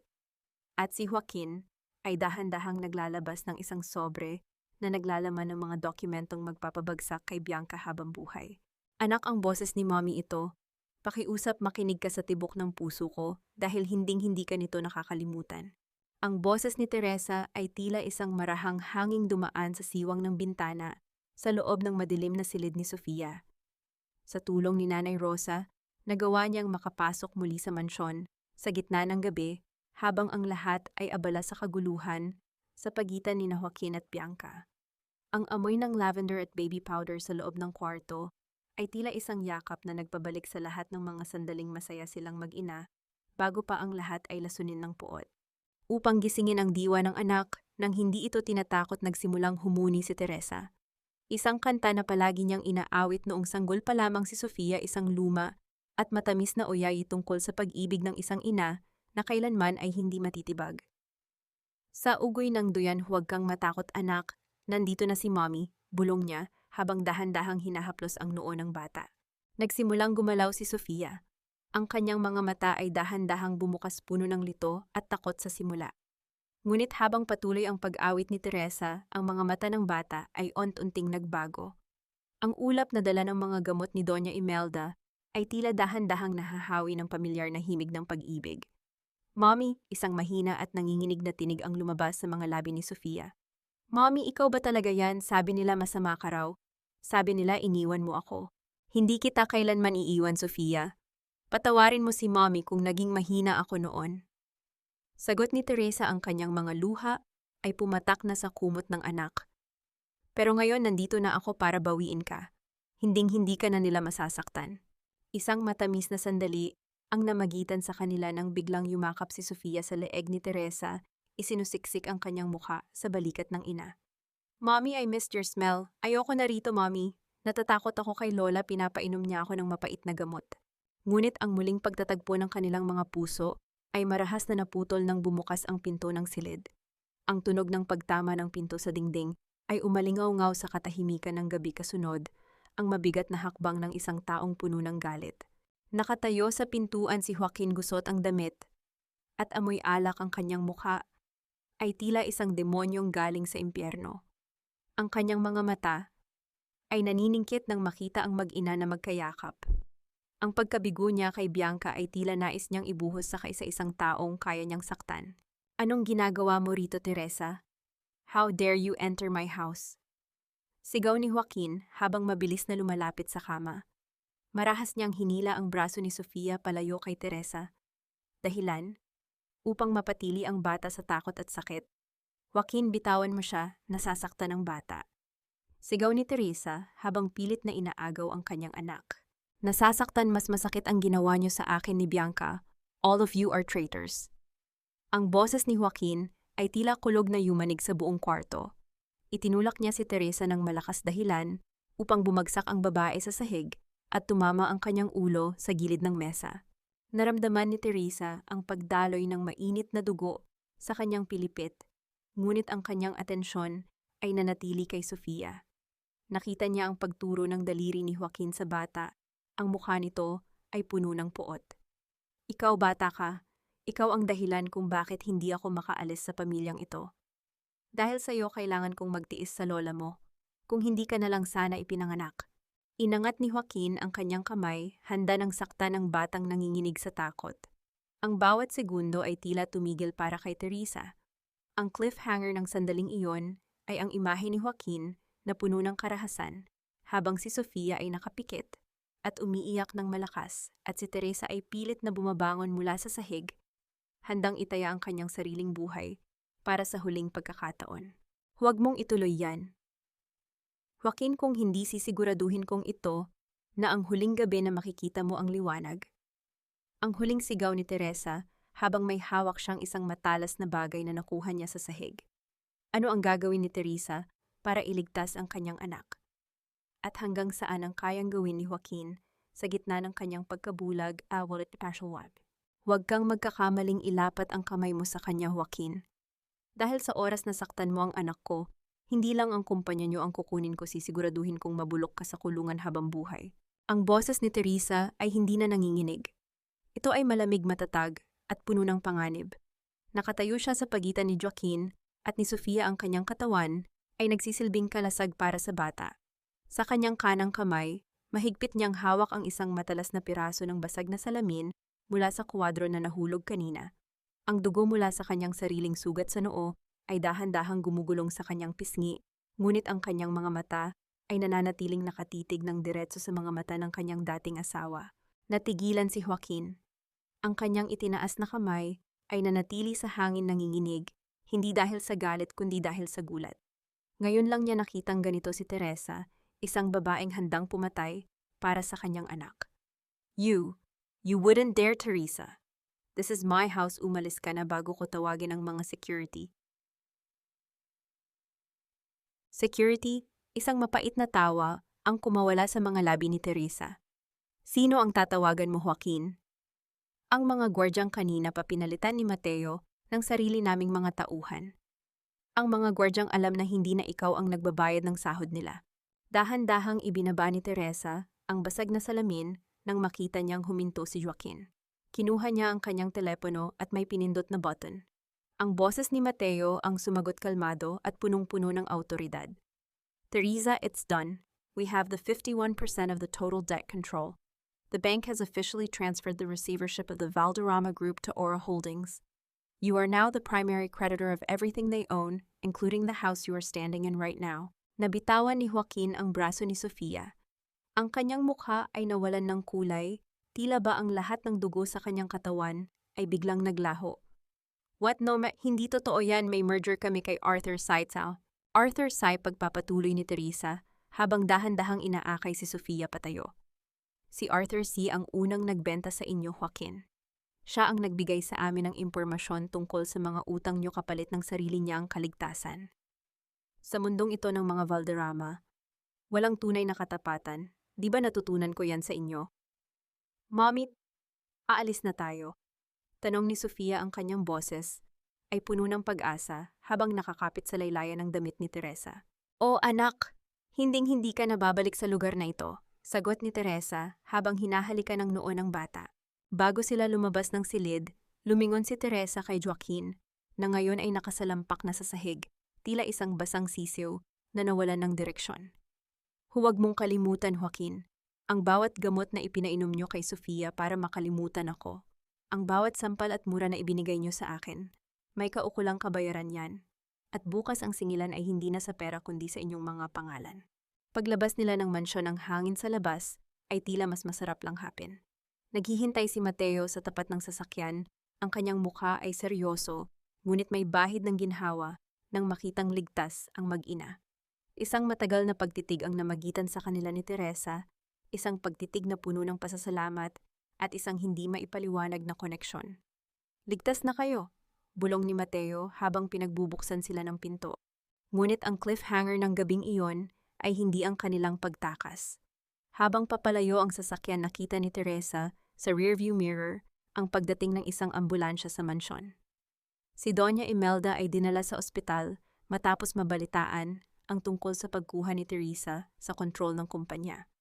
Ngunit hindi lang iyon isang pamilyar na sasakyan ang pumasok sa gate ng mansyon. Sasakyan ni Bianca. Bakit bumalik si Bianca sa mansyon sa kabila ng kahihiyang sinapit niya? At anong huling alas ang plano niyang gamitin para sirain ang huling pagkakataon ni Teresa na makuha ang katarungan at papagkaha? I am not just your ex-wife, Joaquin. I am your boss. Ang boses ni Teresa ay tila isang malamig na hudyat ng kamatayan na bumasag sa tensyon sa loob ng boardroom ng Valderrama Group.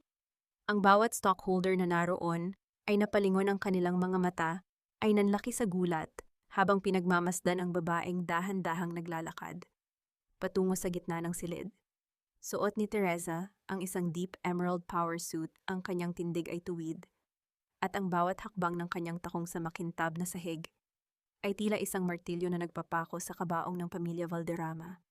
Sa tabi niya, si Mateo ay naglalakad ng may kalmadong ngunit mapanganib na awtoridad, hawak ang isang itim na briefcase. Napatayo si Joaquin, ang kanyang kamay ay nanginginig habang nakaturo kay Teresa. Anong karapatan mong pumasok dito?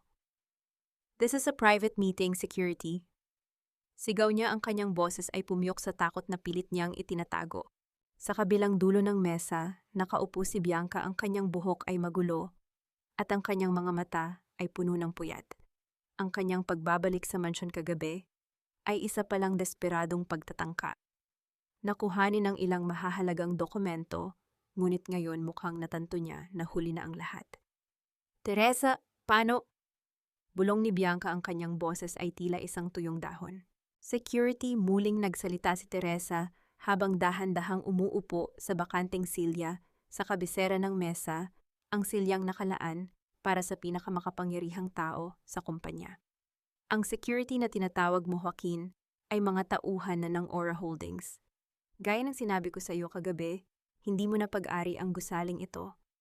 Hindi mo na pag-ari ang kumpanyang ito. Basahin niyo ang mga dokumentong iyan, utos ni Teresa sa mga stockholder. Ang Valderrama Group ay nabaon sa utang dahil sa maling pamamahala at illegal na transaksyon ni Joaquin at Arthur Sy. Ang Aura Holdings ang bumili ng lahat ng nabulok ninyong utang sa bangko. Sa madaling salita, ako na ang may-ari ng 51% ng control sa inyong cash flow. Isang pirma ko lang tuluyan nang magdedeklara ng bankruptcy ang kumpanyang ito. Hindi totoo yan, sinungaling ka.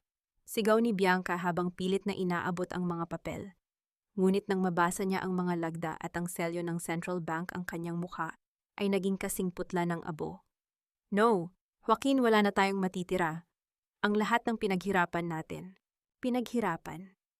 Tumayo si Teresa at lumapit kay Bianca. Ang bawat salita niya ay tila isang latay ng katarungan.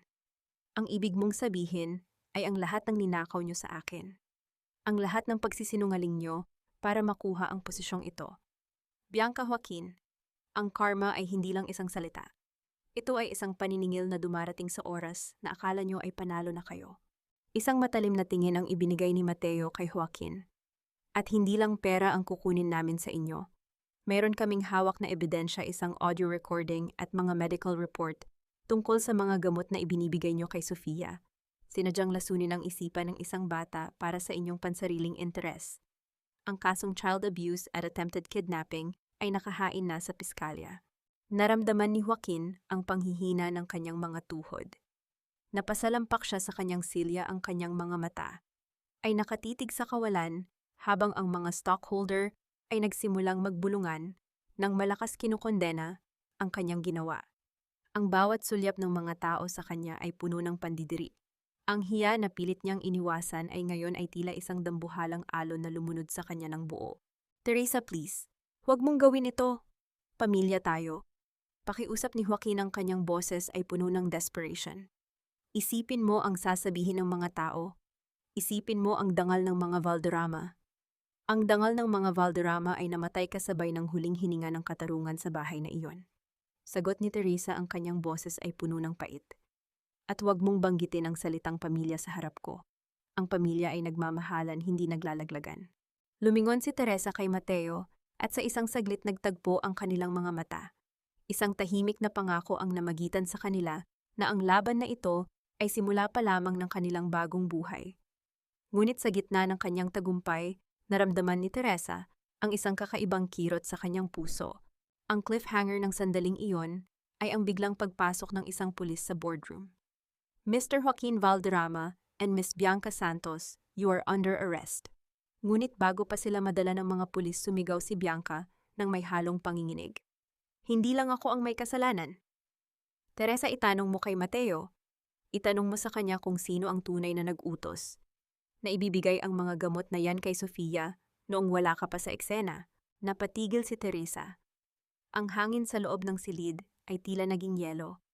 Dahan-dahan siyang lumingon kay Mateo, ang kanyang puso ay mabilis ang tibok.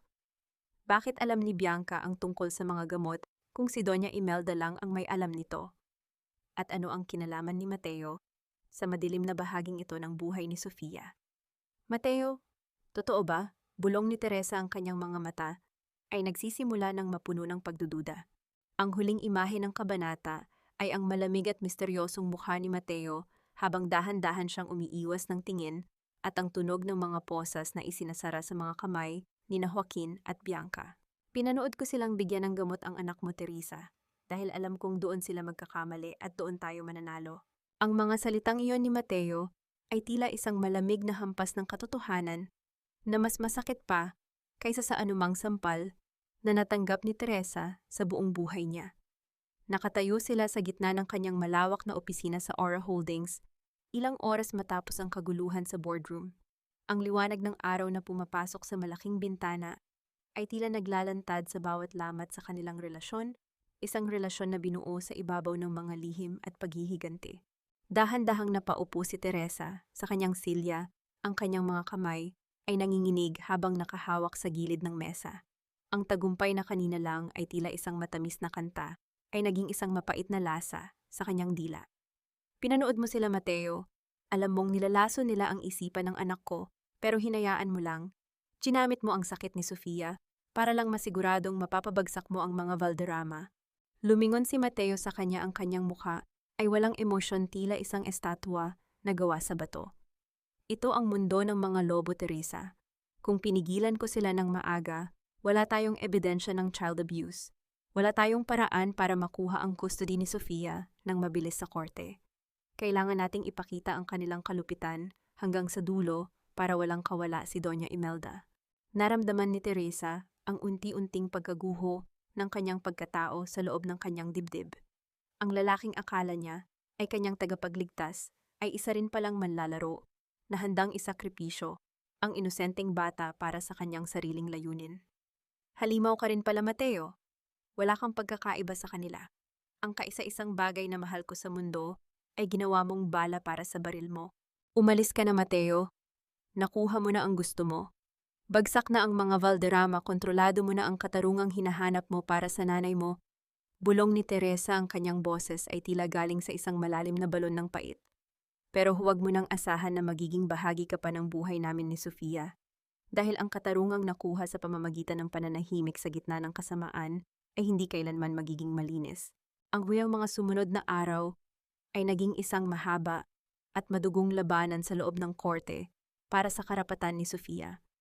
Sa harap ng huwes, ang lahat ng ebidensya ng pagpapainom ng gamot ay inilatag. Nakita ni Teresa si Doña Imelda na nakaupo sa isang wheelchair.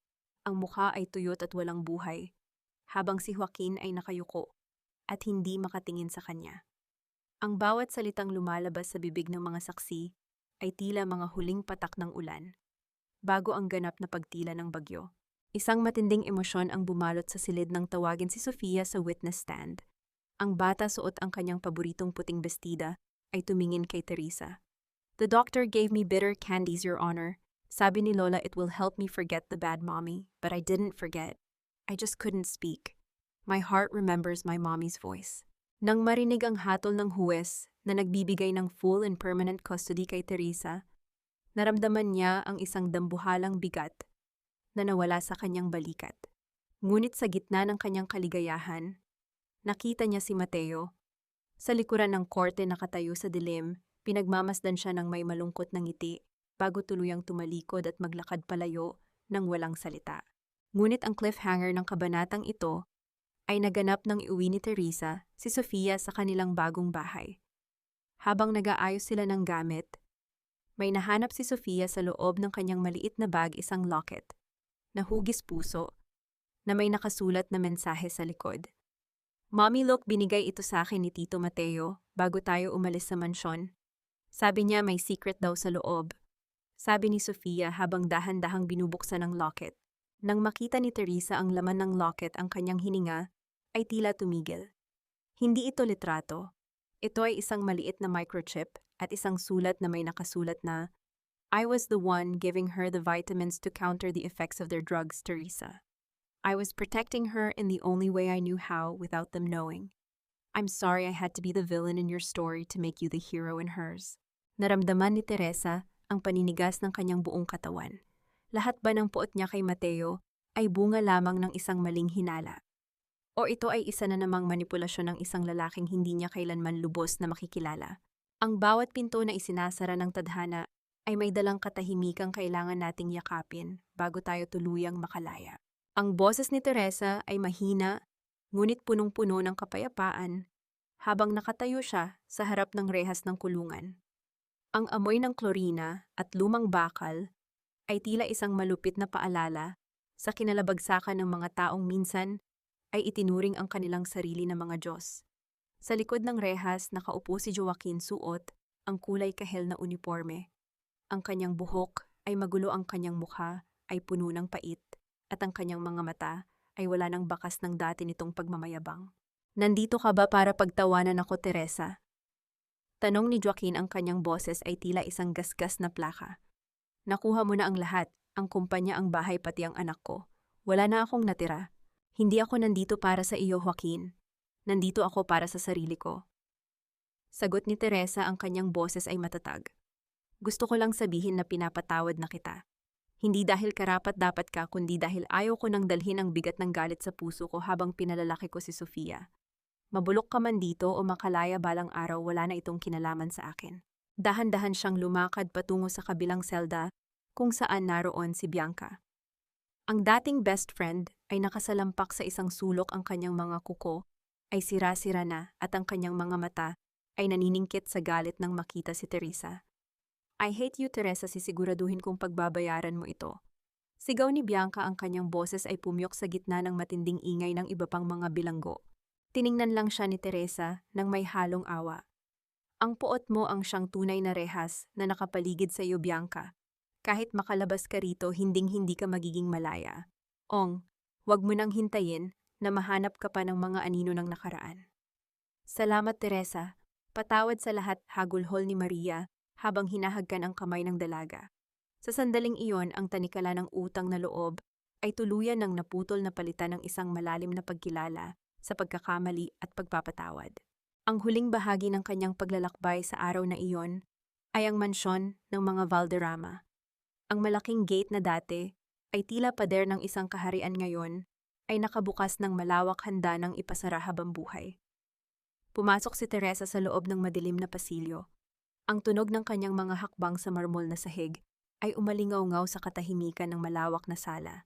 Wala na ang mga mamahaling orchid, wala na ang mga plastic na tawa ng mga bisita. Dahan-dahang kinuha ni Teresa ang isang malaking padlock. Isang huling titig ang ibinigay niya sa dambuhalang hagdan kung saan siya pinalayas noong gabi ng ulan. Naramdaman niya ang malamig na bakal sa kanyang palad habang isinasara niya ang kandado. Ang tunog ng pag-click ng padlock ay tila isang deklarasyon na ang kabanatang ito ng kanyang buhay ay tapos na. Goodbye, Valderrama, bulong niya sa hangin. Paglabas niya ng tarangkahan, nakita niya si Mateo na nakasandal sa kanyang itim na sasakyan sa ilalim ng dapit hapon. Ang kulay kahel na langit ay nagbibigay ng isang mainit na liwanag sa kanyang mukha. Hawak ni Mateo ang locket na binigay niya kay Sofia, ang kanyang mga mata ay puno ng pagsusumamo at takot na baka huli na ang lahat. Teresa, hindi ko alam kung paano magsimula. Panimula ni Mateo, ang kanyang boses ay puno ng panginginig na hindi kailanman narinig ni Teresa noon. I did it because I loved you even before you knew it. And I loved Sofia as if she were my own. I'm sorry for being a shadow in your light. Lumapit si Teresa sa kanya, dahan-dahan niyang kinuha ang locket mula sa kamay ng lalaki at isinuot ito sa kanyang sariling leeg. Ang bawat tibok ng kanyang puso ay tila sumasabay sa dahan-dahang paglubog ng araw. Hindi lahat ng sugat ay kailangang kalimutan, Mateo. Ang ilan ay kailangang manatili para paalalahanan tayo kung gaano tayo kalakas. Sabi ni Teresa habang hinahawakan ang kamay ni Mateo. Let's start again. Hindi bilang mga sandata ng paghihiganti, kundi bilang mga taong natutong magmahal sa gitna ng unos. Ang cliffhanger ng sandaling iyon ay hindi isang banta ng panganib, kundi ang kawalan ng katiyakan ng bukas na punong-puno ng pag-asa. Habang dahan-dahang sumasakay si Teresa sa sasakyan, kasama si Mateo, narinig niya ang boses ni Sofia mula sa loob, tumatawag sa kanya ng may kagalakan. Mommy, Mateo, look, may rainbow sa langit.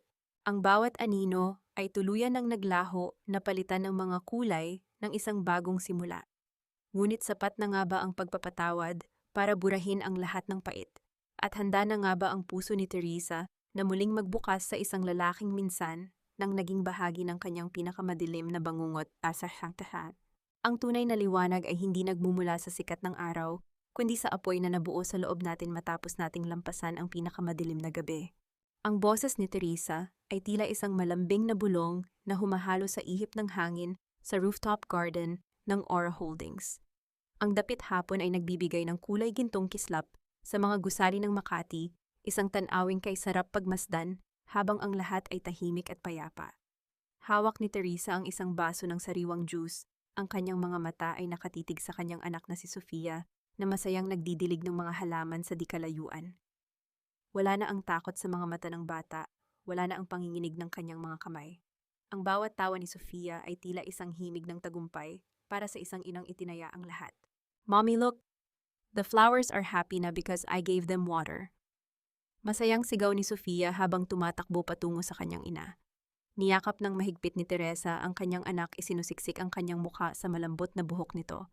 "Yes, baby, just like us, kailangan lang ng kaunting pag-aalaga at pagmamahal para muling sumigla." Dahan-dahang lumapit si Mateo sa kanila, dala ang isang makapal na folder ng mga bagong proyekto ng Aura Holdings. Ngunit sa pagkakataong ito, hindi niya ito inilapag sa mesa ng may awtoridad. Sa halip, marahan niyang itinabi ang mga dokumento at naupo sa tabi ni Teresa. Ang kanyang mga mata ay puno ng lambing, isang uri ng pagtingin na hindi kailanman nakita ni Teresa kay Joaquin. "The Valderrama case is officially closed." Teresa, simula ni Mateo, ang kanyang boses ay kalmado. "Ang mansyon ay gagawin na nating isang foundation para sa mga kababaihang biktima ng domestic abuse, gaya ng plano mo. Ang pangalan ni Don Victorino ay mabubura na sa kasaysayan at ang bawat barya ng kanilang yaman ay gagamitin na para sa kabutihan." "Salamat, Mateo. Hindi lang sa legal na tulong kundi sa pagtayo sa tabi ko nung akala ko ay wala na akong kakampi." Sagot ni Teresa, ang kanyang kamay ay dahan-dahang pumatong sa kamay ng lalaki. Napangiti si Mateo at hinawakan ang kamay ni Teresa ng mahigpit. "It was never just about the case, Teresa. It was about you. Seeing you rise from the ashes made me realize that some people are truly made of diamonds. The more you pressure them, the more they shine." Nagawa na niyang sagutin ang tatlong tanong na matagal nang bumabagabag sa kanya. Una, ang pagpapatawad ay hindi nangangahulugan ng muling pagtitiwala, kundi ang pagpapakawala sa kadena ng puot. Pangalawa, ang tunay na kapayapaan ay matatagpuan sa piling ng mga taong handang tanggapin ang iyong mga pilat. At pangatlo, ang pinakamahalagang aral na natutunan niya ay ang pag-ibig ng isang ina ay ang kaisa-isang puwersa sa mundo na hindi kayang gupuin ng anumang yaman o kapangyarihan. Habang dahan-dahang lumulubog ang araw, nakita ni Teresa ang kanyang sariling refleksyon sa salamin ng gusali. Wala na ang takot, wala na ang pag-aalinlangan. Ang nakatayo roon ay isang babaeng buo, isang inang matapang, at isang pinunong may puso. Ang bawat anino ng nakaraan ay tuluyan ng naglaho na palitan ng liwanag ng isang bagong umaga na punong-puno ng pag-asa. "Ready to go home, Sofia?" tanong ni Teresa nang may matamis na ngiti. "Yes, Mommy, let's go home with Tito Mateo," sagot ng bata habang hinahawakan ang kamay ng dalawang matanda. Naglakad sila patungo sa elevator, ang tunog ng kanilang mga hakbang sa sahig ay tila isang masayang marcha patungo sa kinabukasan. Ang bawat pintig ng puso ni Teresa ay sumasabay sa himig ng kalayaan. Ang laban ay tapos na, at sa pagkakataong ito, ang katarungan ay hindi lamang nanalo sa korte, kundi higit sa lahat nanalo ito sa loob ng kanyang puso. Ang huling imahe ng kwento ay ang pagpikit ng pinto ng elevator habang ang tatlo ay magkakakapit-bisig, handang harapin ang anumang hamon na darating ng may ngiti at pananampalataya. Ang bawat pinto na nagsara ay hudyat ng isang bagong simula. At ang bahagharing na malas ni Sofia sa langit ay patunay na walang unos na kayang manatili habang buhay. Sa huli, ang katahimikan ng isang payapang puso, ang pinakamagandang gantimpala para sa isang inang nanalig at lumaban. Mga mahal kong tagapakinig, narito na tayo sa huling hantungan ng ating paglalakbay. Maraming salamat sa inyong matiyagang pagsama sa bawat kabanata ng buhay ni Teresa.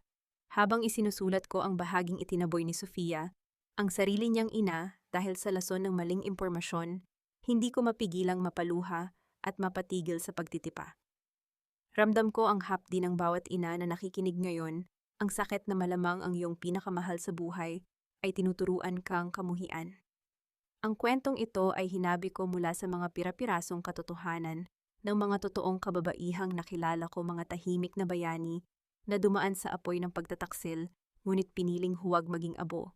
Ang buhay ay parang ang kandado sa tarangkahan ng mansyon ng mga Valderrama. Minsan kailangan nating magkaroon ng tapang na isara ang mga pinto ng nakaraan at itapon ang susi ng puot upang hindi na tayo muling makulong sa pait. Ang tunay na katarungan ay hindi lamang ang makitang bumagsak ang mga nang-api sa atin, kundi ang makita ang ating sariling malaya na katayo at muling natututong magtiwala. Sa inyong palagay, sapat ba ang naging kapatawaran ni Teresa kay Mateo sa kabila ng mga lihim nito? O nararapat lamang na magsimula siya ng mag-isa kasama ang kanyang anak? Napaka-importante sa akin na malaman ang inyong saloobin. At habang pinapakinggan nyo ang aking tinig, nasaan po ba kayo ngayon? Marahil ay nagluluto ng hapunan, naglalaba, o nagpapahinga matapos ang isang nakakapagod na araw sa trabaho. Isulat nyo naman sa comment section kung anong ginagawa nyo habang nakikinig at kung may bahagi ba sa kwento ni Teresa na sumalamin sa inyong sariling karanasan. Huwag po nating kalimutang i-like at i-share ang video na ito upang mas marami pa tayong pusong maabot at mapaghilom. Naway manatili kayong matatag at puno ng pag-asa anuman ang pagsubok na inyong kinakaharap. Hanggang sa muli nating pagkikita sa susunod na kwento ng buhay at pag-ibig. Pamagat ng kwento, kapalaran ng isang ina, ang pagbangon sa abo ng pagpapakasakit, paunawa.